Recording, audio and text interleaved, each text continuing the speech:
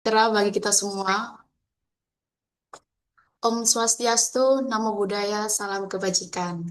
Selamat datang dan selamat pagi, Bapak Ibu serta rekan-rekan peserta webinar.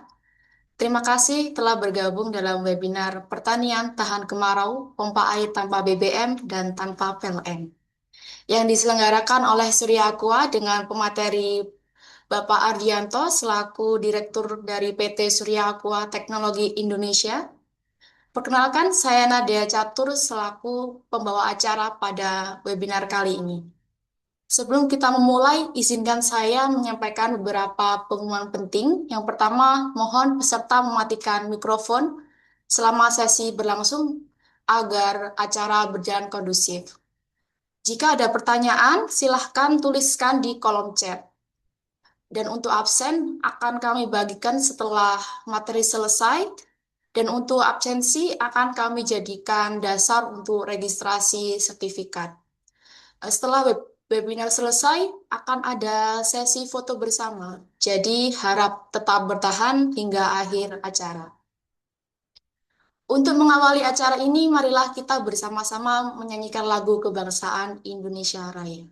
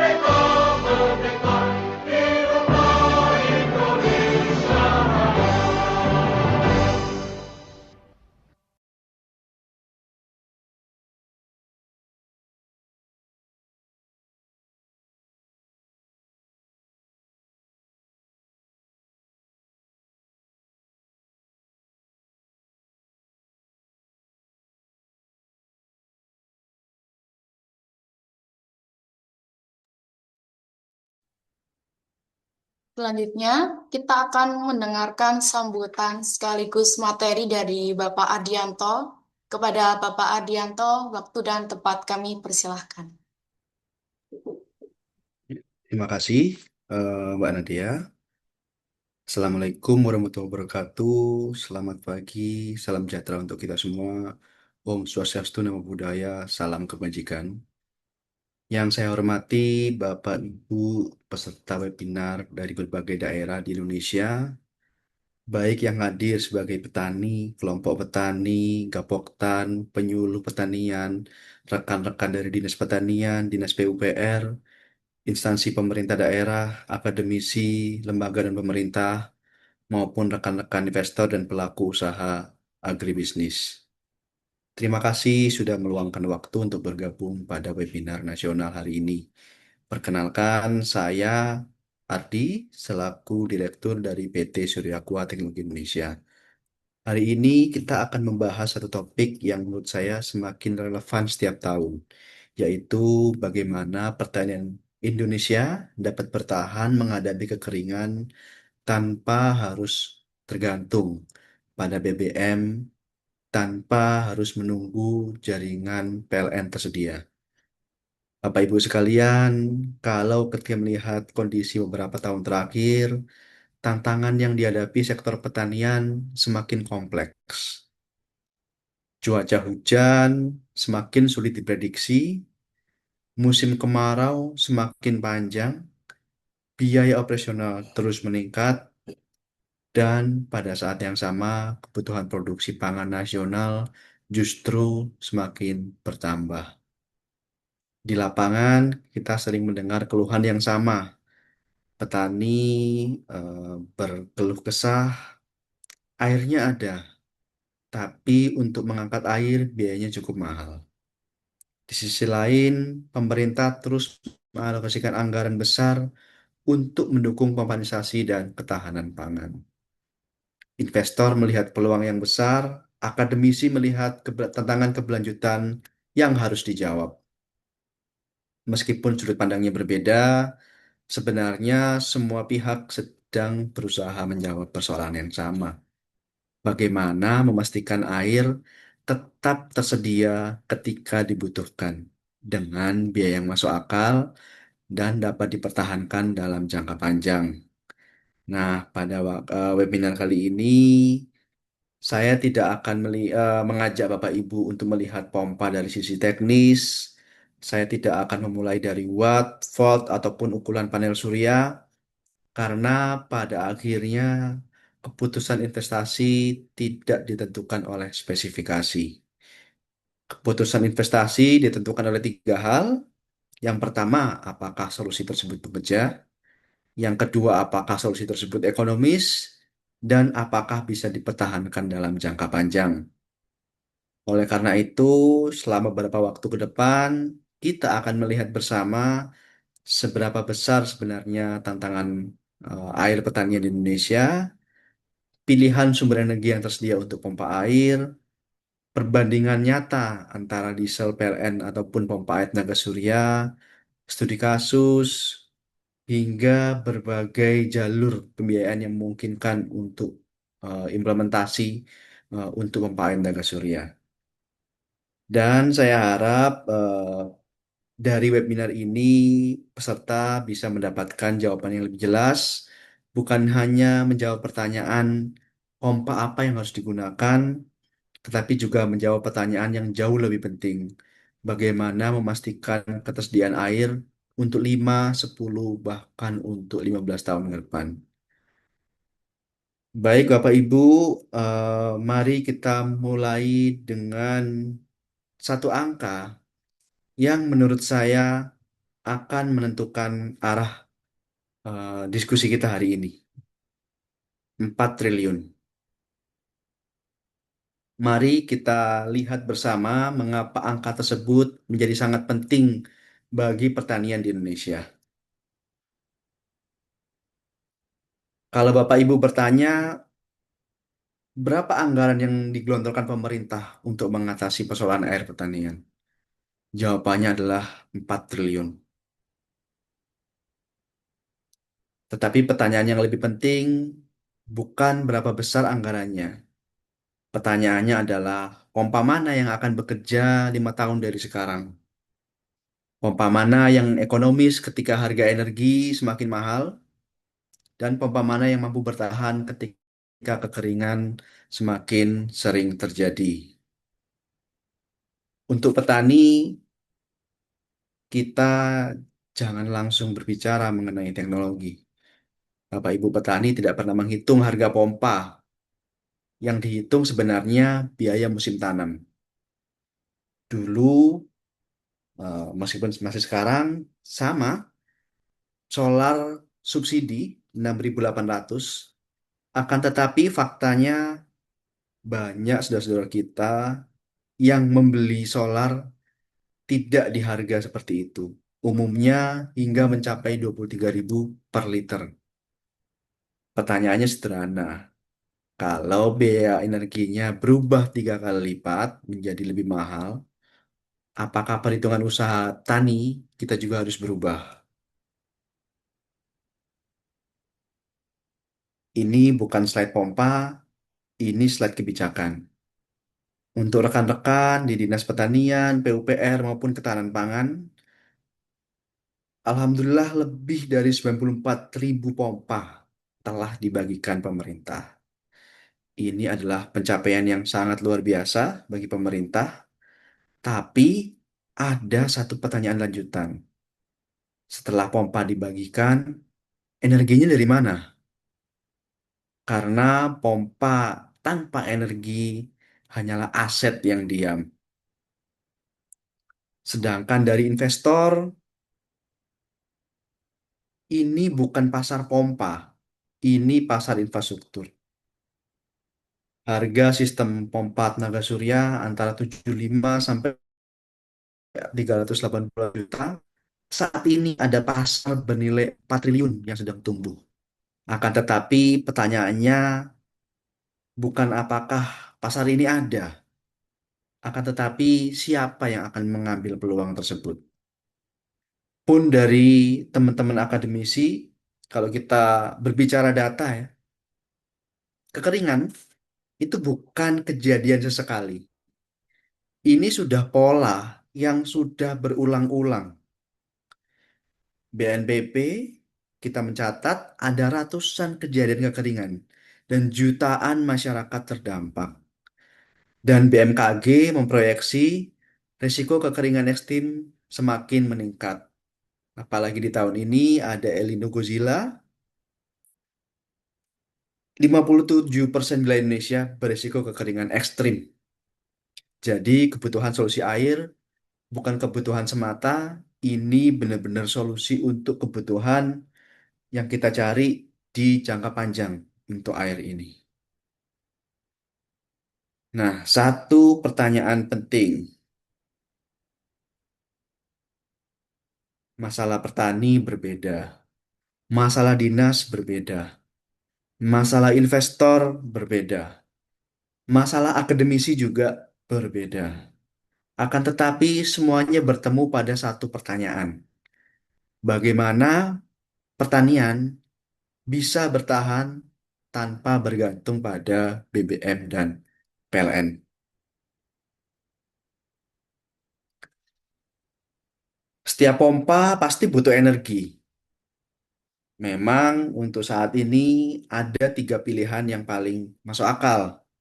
Yang pertama pastinya diesel atau BBM. Ada di mana-mana, harganya akan tetapi terus bergerak dan terus naik. Yang kedua adalah pompa dengan jaringan PLN. Pastinya stabil, akan tetapi jaringan listrik harus tersedia di lokasi. Dan yang berikutnya adalah opsi pompa dengan tenaga surya, yang mana matahari tidak pernah mengirimkan tagihan dan terus bersinar dimanapun.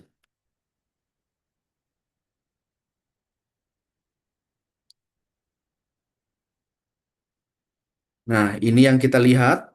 Kalau pompa diesel, yang sering menipu kita bukan harga di pompa itu sendiri. Karena harga sebenarnya bukan harga per liter pada saat itu juga, akan tetapi bagaimana harga pompa plus BBM yang diakumulasi setelah bertahun-tahun. Contoh sederhana, untuk setahun kita membutuhkan 2.880 liter, yang mana itu kalau kita menggunakan BBM bersubsidi, kita masih harus menyisihkan 24 juta per tahun. Dan ini diperparah dengan kondisi ketika kita membeli BBM yang non-subsidi, eceran, ataupun BBM industri, yang mana bisa menciptakan beban senilai 71 juta per tahun. Nah, bagaimana dengan PLN? Teman-teman PLN sudah sangat baik. Kalau tersedia, PLN sangat bisa diandalkan. Akan tetapi, bagaimana jika datanya adalah 30% wilayah pertanian kita belum teraliri jaringan PLN?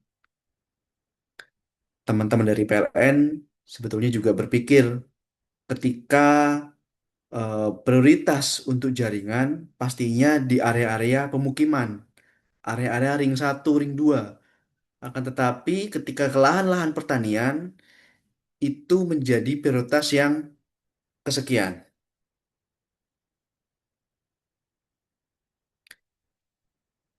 Nah, di sini juga kita lihat ada mitos-mitos yang terjadi.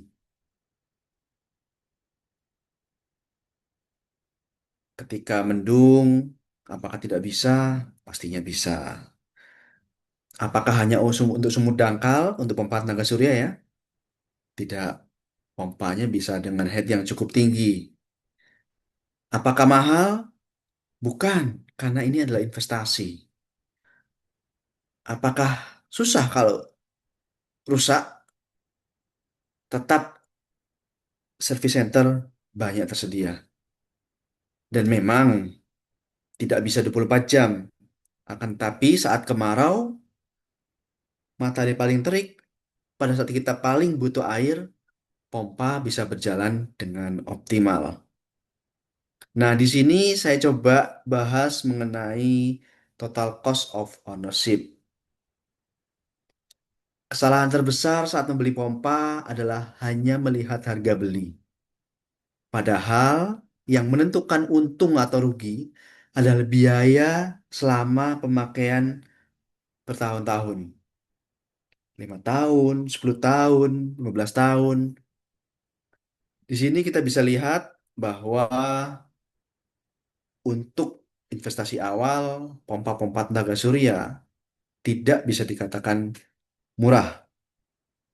Akan tetapi ketika kita melihat total cost of ownership selama 5 tahun, selama 10 tahun, bahkan di sini tertulis selama 15 tahun, bisa dipastikan bahwa pompa air tenaga surya jauh lebih murah.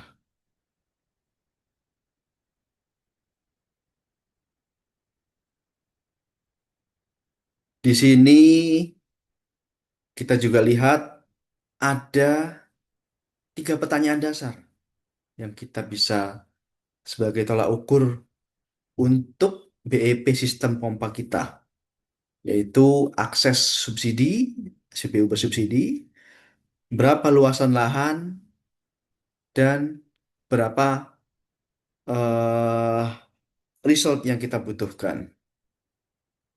Nah, skenario-nya di sini ada 4.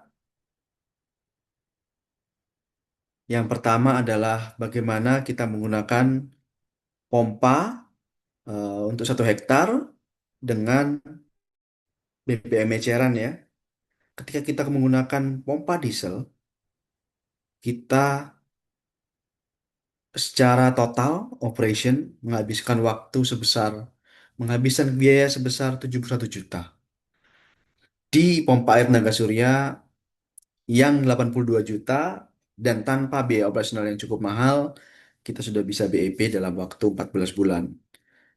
Nah, kalau dengan kondisi yang lain, dengan lahan yang sama, 1 hektar, dan ada akses untuk BBM subsidi, kita bisa lihat memang ada perbedaan di sini.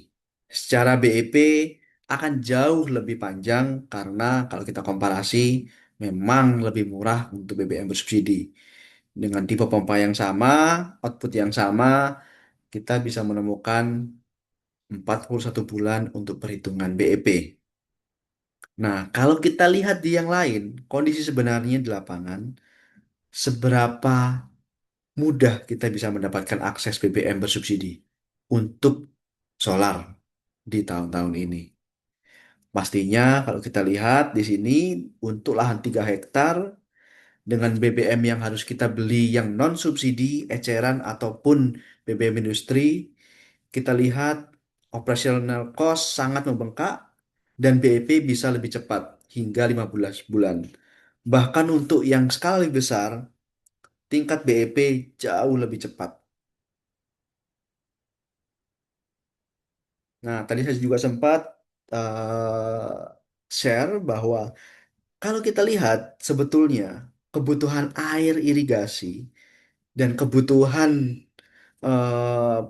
air untuk pertanian kita bisa bandingkan dengan radiasi dari matahari. Kita bisa lihat di garis kuning, saat kemarau paling parah, matahari paling kuat, pompa surya menghasilkan energi yang paling besar. Di saat kita membutuhkan air lebih banyak, pompa bisa beroperasi dengan maksimal. Ketika kita membutuhkan air lebih sedikit, kan sudah ada hujan dan sebagainya, pompa beroperasi tapi memang tidak optimal. Jadi memang ini adalah kecocokan yang sangat tinggi. Mengapa pompa surya sangat cocok untuk irigasi? Dan pompa surya sendiri sangat simple, hanya ada 4 komponen utama: panel surya, controller, pompa itu sendiri, dan pipa distribusi. Hanya 4 komponen ini yang bisa langsung memberikan dampak kepada pertanian. Dan di sini kita lihat Lawrence, salah satu merek global di pompa air tenaga surya, sudah lebih dari 10.000 pompa terpasang di Indonesia sejak 2007 pertama kali masuk di Indonesia, dan bisa memberikan performa yang maksimal bagi sistem-sistem pompa air tenaga surya. Ketika proyek kompensasi selesai, ada 67.000 pompa. Bagaimana ketika BBM itu tidak ada? Otomatis opsi yang paling masuk akal untuk pompa-pompa 3 fase memungkinkan untuk kita melakukan retrofit, yaitu kita rubah ke pompa tenaga surya menggunakan Lawrence. Akan tetapi untuk pompa 1 fase memang harus menggunakan sistem pompa air tenaga surya yang baru. Karena pertanyaannya, pompa yang sudah ada, sekarang energinya dari mana? Apakah dari BBM, apakah dari PLN, atau dari matahari? Karena kita bisa menggunakan matahari. Dan jangan lupa, kita juga bisa mendukung untuk target PLTS nasional. Untuk Indonesia, dari Pak Presiden, arahannya sudah cukup jelas bahwa ada target sebesar 100 gigawatt, yang mana itu bisa dialokasikan untuk berbagai macam proyek. Salah satunya untuk pompa air tenaga surya. Dan ada banyak juga jalur untuk memiliki pompa tenaga surya. Yang paling umum memang bantuan dari pemerintah, bisa juga dari dana desa, ataupun akses-akses dari lembaga pembiayaan. Dan mungkin opsi-opsi yang lain bisa juga dari dinas, Pemprov, APBN, APBD, CSR, maupun pembiayaan pribadi. Nah, disesuaikan juga dengan kondisi masing-masing di lapangan seperti apa. Dan ketika kita menggunakan pompa tenaga surya, selisihnya bukan hanya rupiah. Tadi kita sudah membahas, kita ada nilai ekonomis yang bisa kita dapatkan. Akan tetapi dengan pompa tenaga surya, estimasi kita juga bisa mengurangi CO2 di udara.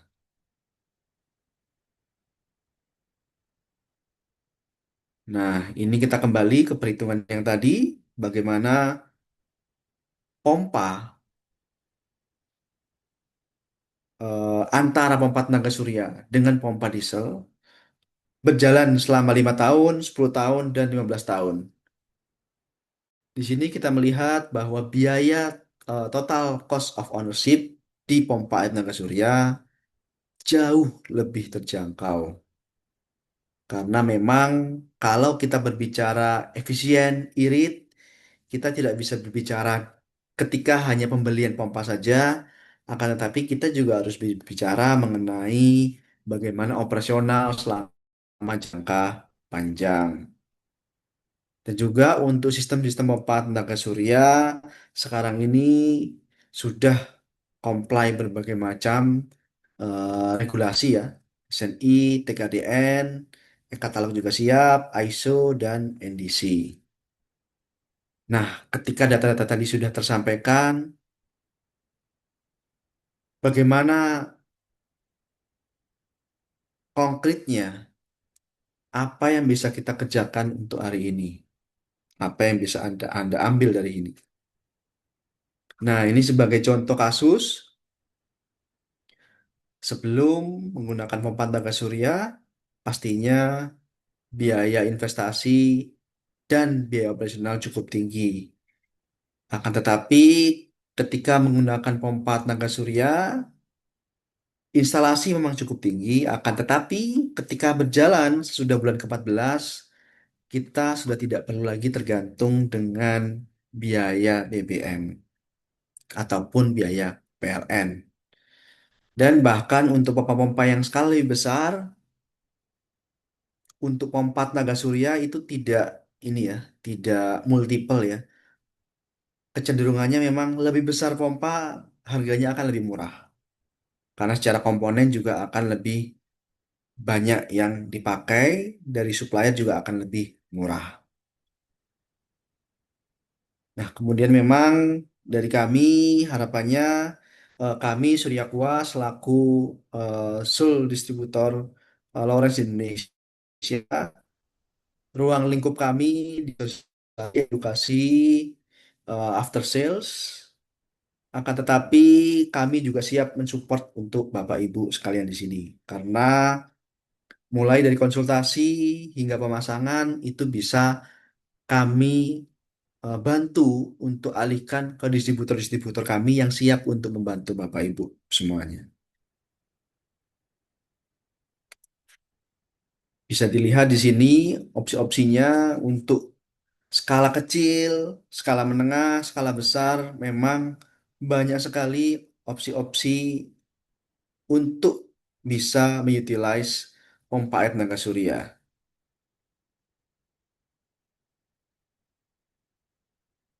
Sekali lagi, silakan Bapak Ibu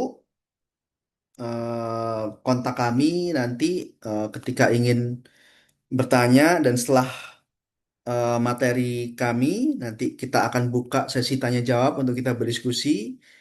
Eh, kita akan berdiskusi secara positif. Kami akan membantu Bapak Ibu sekalian semuanya, dan di luar materi kami ini pun, di luar acara ini pun, silakan bisa menghubungi kami. Untuk edukasi, sosialisasi, kami akan siap untuk mensupport. Dan ketika ada inquiry, kami akan secara ringkas dan cepat akan segera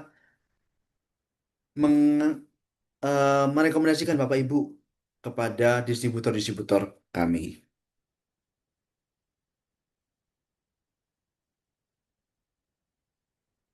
Nah, mungkin saya highlight ya secara selisih biaya mulai kembali di bulan ke-14. Bagi contoh tadi 71 juta dengan 84 juta, pompa tenaga surya memang akan lebih efisien dan lebih tepat guna khususnya untuk di kondisi yang sekarang.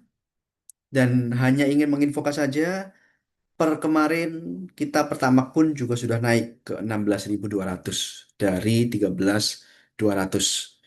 Dan ini menjadi alarm ya, alarm karena kita tidak tahu akan jadi bagaimana untuk harga energi akan semakin mahal, dan kita harus mempunyai alternatif diversifikasi untuk solusi-solusi pertanian kita. Akhir kata, mungkin itu yang bisa saya sampaikan.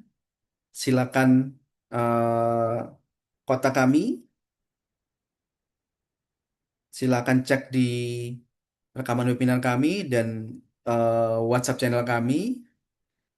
Apabila ada butuh asis dari kami, butuh support dari kami mengenai produk-produk pompa tenaga surya Lawrence, silakan menghubungi kami.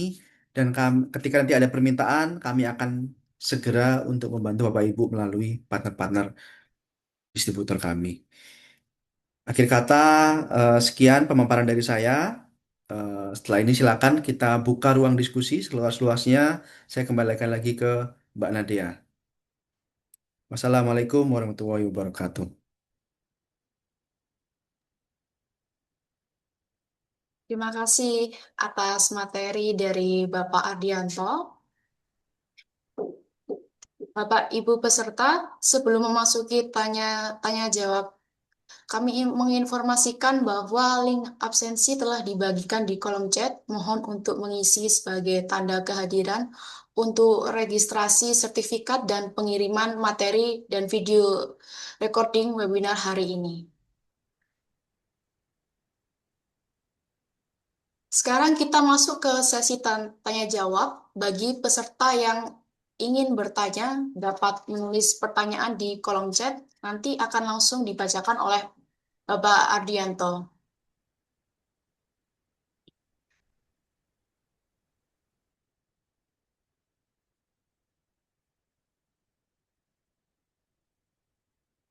Baik, Bapak Ibu, mungkin sambil mengisi absensi ya, silakan diisi dulu absensinya.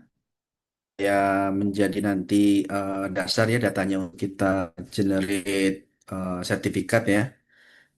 Dan memang untuk pompa air tenaga surya Loren ini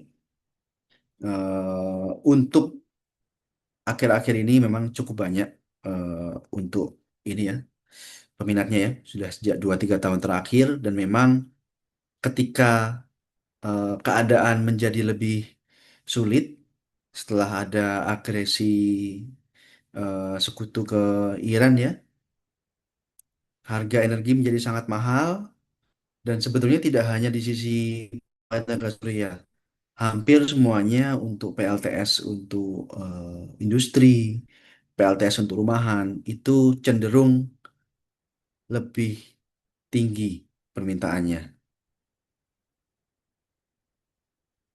Nah, mungkin pertanyaan pertama ya langsung dari Bapak Bagus Pramono. Izin Mbak Nadia, mungkin saya langsung buka ya supaya lebih apa efisien di waktu. Bapak Bagus Pramono, terima kasih Pak untuk pertanyaannya untuk LCUI ya. LCUI adalah Levelized Cost of Energy. Nah, akan tetapi memang izin Bapak untuk pompa kita tidak menggunakan standar LCUI Pak. Kita menggunakan standar LCUW. Jadi untuk waternya ya, bukan energinya. Dan memang variatif, sama seperti PLTS. Semakin besar sistem, semakin murah LCOW-nya. Gitu. Dan LCOW kita kalau kita komparasi ya efisiensinya seperti apa? Izin Pak untuk 1 kWh energi itu setara dengan beberapa kubik air. Jadi kita secara konversi untuk sistem pompa tenaga surya itu lebih valuable. Jadi silakan dicek tagihan airnya per kubikasi berapa. Dan kalau kita bandingkan dengan sistem pompa air tenaga surya ya, kita LCUW itu akan jauh lebih murah. Karena kita di LCUW itu per meter kubik itu mirip dengan LCUI. Padahal air yang kita pompa secara valuasi itu jauh lebih mahal daripada 1 kWh listrik. Kalau LCUI kan kita bandingkan ya antara 1 kWh listrik PLN mungkin paling murah I3 990 sekian dengan hasil produksi LCUI ya mungkin di 200, 300, 400 bisa sekitar segitu. Jadi kita bandingkan 200 sampai 400 dengan 900 per kWh untuk energi. Tapi kalau kita LCUW Pak sama 200 hingga 400 per meter kubik akan tetapi harga 1 meter kubiknya tidak seperti harga listrik, Pak. Jauh lebih mahal. Jadi memang lebih untuk pompa air tenaga surya dia akan lebih valuable.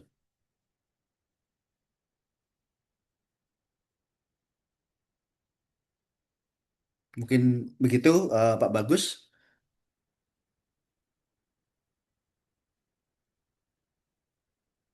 Tanyaan yang bagus sekali Pak tadi Pak. Itu apa? Mungkin Pak bagus dari dunia PLTS kayaknya ya. Karena familiar dengan LCOI. Mungkin yang lainnya silakan Bapak Ibu ketika ada pertanyaan khususnya yang ini ya tadi yang banyak saya singgung mengenai harga ya. Kenapa? Karena izin Bapak Ibu untuk sekarang ini berbeda. 3-4 tahun yang lalu ketika kami berbicara mengenai pompa air tenaga surya, kami masih berbicara mengenai green energy, bagaimana untuk climate change, bagaimana untuk save the earth. Tapi untuk sekarang, mohon maaf, area-area yang kita sentuh bukan di situ. Area yang kita sentuh adalah bagaimana pompa ini secara ekonomikal bisa membantu. Dan itu sudah proven. Silakan Bapak Arif Hidayat, mohon izin mungkin bisa dibantu dituliskan di kolom chat, Pak, supaya lebih mudah untuk kami mengarsipnya juga.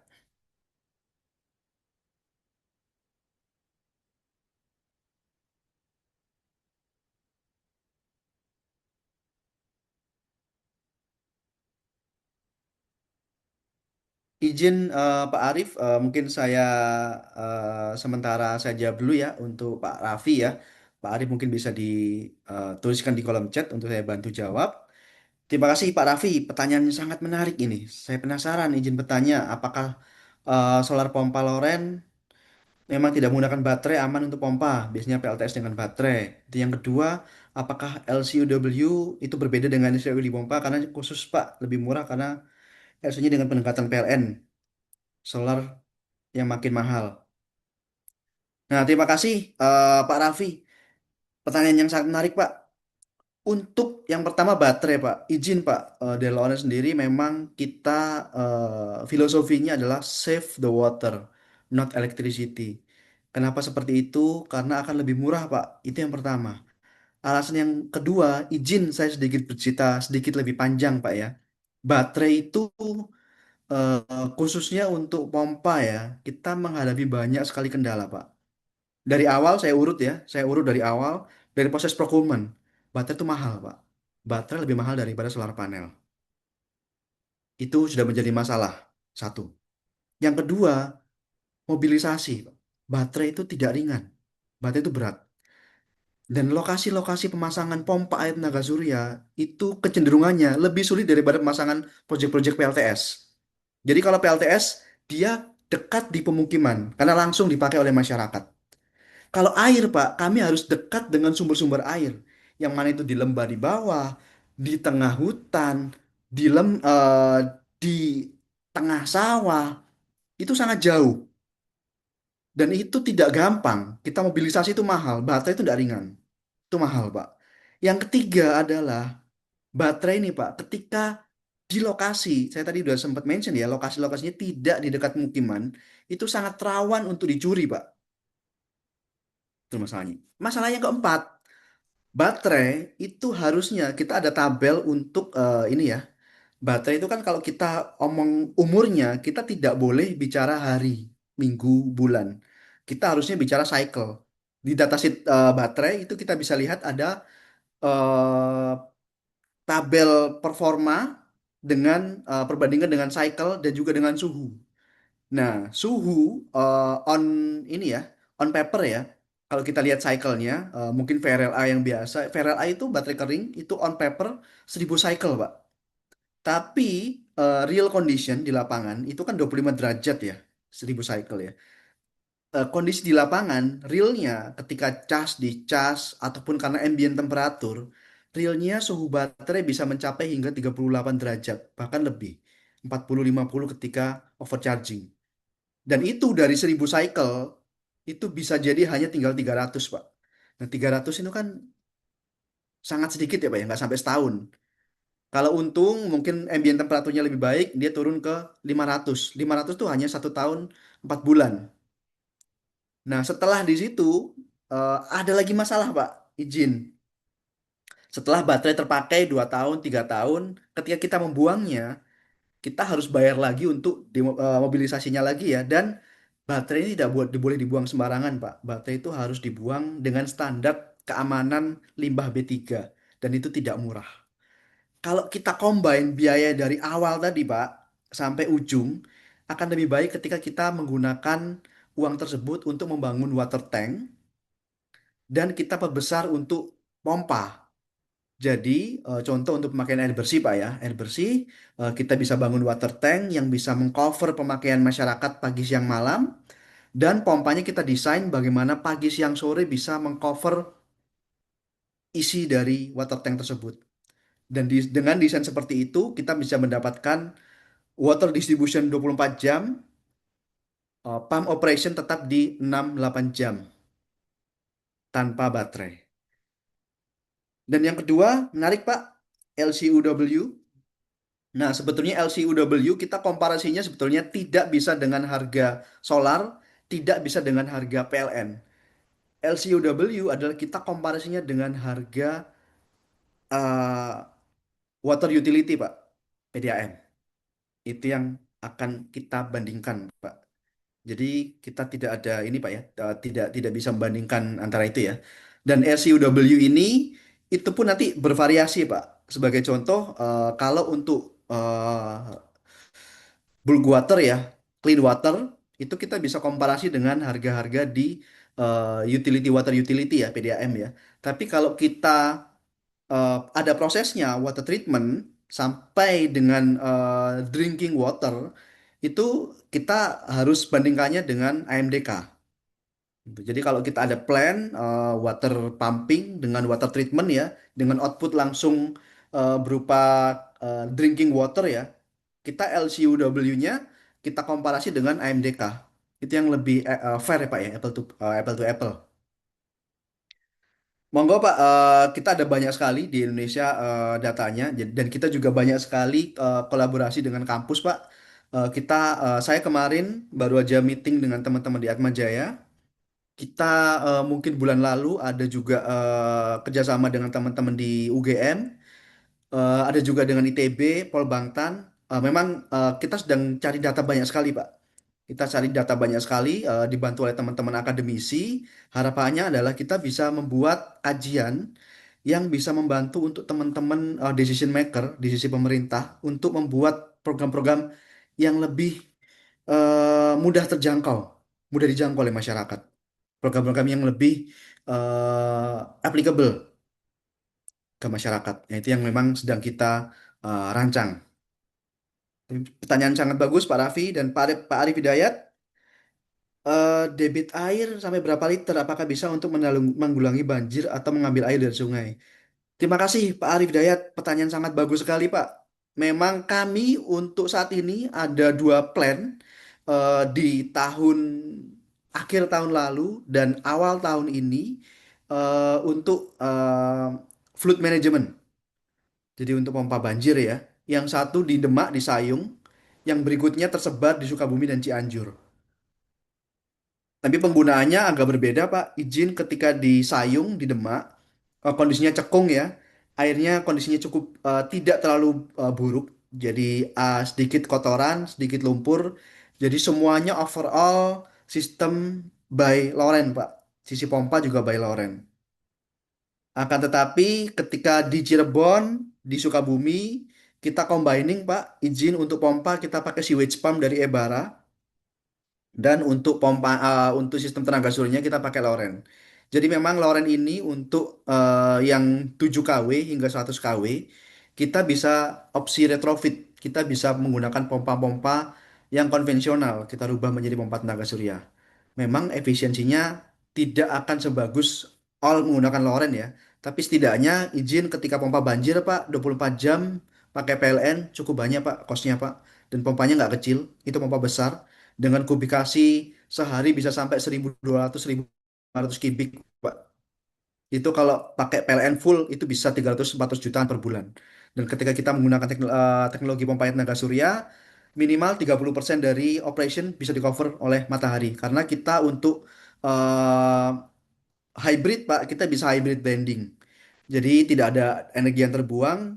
Sebagai contoh mungkin dengan pompa 11 kW, ketika mungkin baru di pagi hari jam 8, jam 7, produksi matahari baru di 5-6 kW, sisanya yang 5 kW, 6 kW-nya lagi akan ambil dari PLN. Nah, itu memang opsi-opsi yang bisa dilakukan, Pak.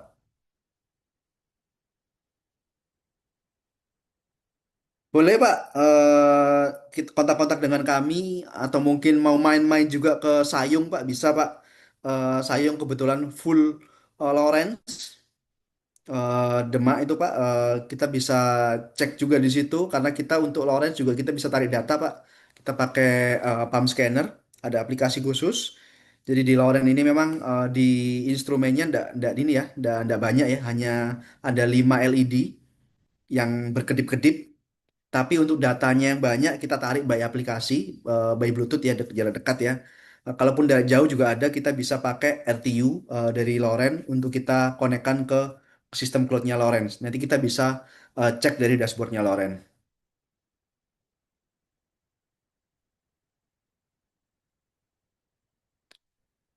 Silakan Pak, memang kami sangat terbuka untuk kolaborasi. Kami kebun ke kampus-kampus juga banyak sekali kolaborasi Pak untuk riset. Khususnya agrivoltaik, solar on kanal, itu juga akan kita ini floating solar, banyak sekali Pak aplikasinya yang akan sedang kita riset bersama Pak dengan teman-teman di akademisi Pak. Mungkin Bapak ada ini juga istilahnya untuk ikut juga, monggo Pak bisa kontak di kami Pak. Nanti akan kita coba diskusikan seperti apa.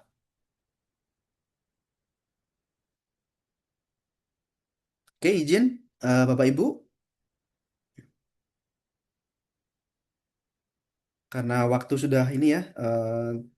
Semakin sempit ya mungkin satu pertanyaan atau dua pertanyaan lagi boleh, atau kalau sudah mungkin karena waktu sudah jam 11.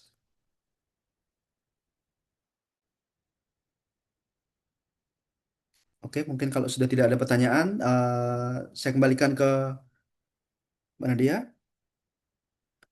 Untuk pompa kami belum Pak, kami pompa full Jerman Pak, tapi kalau untuk sistem jangan khawatir karena sistem tenaga surya itu kan kita combine Pak. Ada PLTA, ada panel surya, ada tiang, kabel, dan sebetulnya pompa itu kalau kita cek dari ini ya Pak ya, porsi ya, kita hanya 30% Pak. Jadi Bapak kalau pakai sistem tenaga surya, panel suryanya pakai lokal, yang TKDN, kabel semuanya pakai lokal, itu lokal kontennya bisa di atas 70% Pak. Karena pompa kami kecil, pompa kami hanya 20 sekian persen. Jadi untuk sistem pompa tenaga surya, jadi bukan pompanya Pak ya, sistem pompa air tenaga surya, lokal kontennya akan sangat tinggi Pak. Karena mulai solar panel, tiang, kabel, eh, mounting, itu semuanya sudah ada lokal. Jadi yang tidak lokal hanya di pompa lorinya aja, dan itu kecil, 20 sekian persen. Jadi bisa dibilang lokal kontennya akan sangat tinggi Pak. Oke, mohon maaf saya sedikit agak cepat-cepat tadi memang karena kita ada keterbatasan waktu ya. Mungkin karena sudah jam 11. Saya kembalikan ke Mbak Nadia selaku moderator. Baik, terima kasih Bapak Adianto sebagai pemateri, serta seluruh peserta yang telah hadir aktif dalam webinar ini. Semoga ilmu yang kita peroleh hari ini bermanfaat dan mendukung pemanfaatan energi terbarukan untuk irigasi dan swasembada pangan. Dan sebelum kita mengakhiri acara ini, mari kita abadikan momen dengan sesi foto bersama. Mohon untuk kepada seluruh peserta untuk menyalakan kameranya.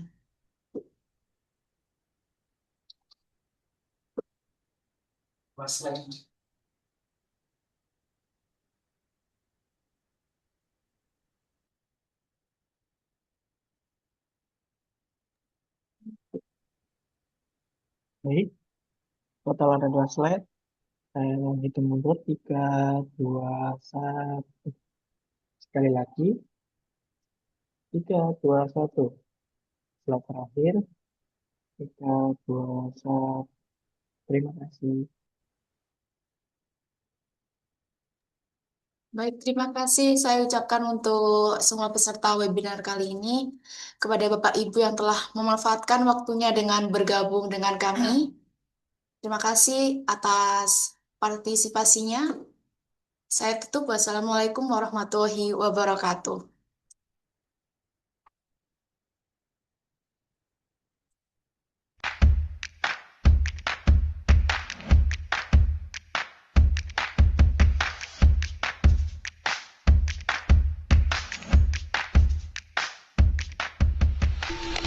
Pada tahun anggaran 2025, Balai Wilayah Sungai Sumatera I mendapatkan alokasi dana Impres tahap kedua untuk program jaringan irigasi air tanah atau JIAT di beberapa lokasi. BWS Sumatera I mulai menerapkan dengan model pompa air tenaga surya. Sistem ini memanfaatkan teknologi solar panel untuk mengoperasikan pompa air baku di sumur tersebut. Pengambilan air dengan memakai pompa dengan sumber energi dari tenaga matahari sangat efisien. Setelah sistem selesai dipasang, pompa air baku mulai beroperasi menggunakan energi surya. Hasilnya sangat luar biasa. Mantap. Desa Ulengeu, lokasi 2, air sudah keluar. Gimana Pak? Bersih Pak? 30 bersih, aman ya? Keuntungan dari model ini sangat dirasakan oleh para petani karena bisa memotong biaya operasional pompa.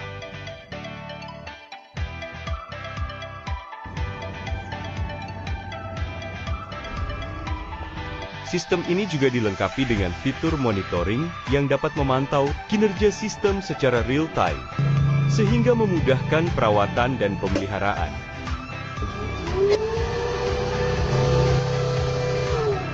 Untuk debit dan segala macam nanti ada di sini di aplikasinya.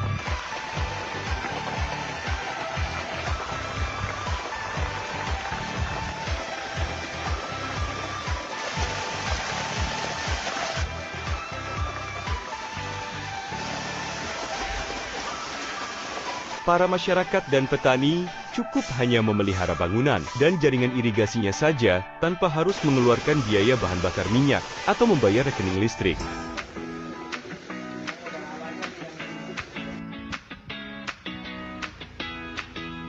Kita harapkan hal ini dapat menjadi inspirasi bagi daerah-daerah lain untuk mengembangkan potensi energi surya sehingga outcome-nya dapat menambah hasil pertanian dengan meningkatkan periode tanam.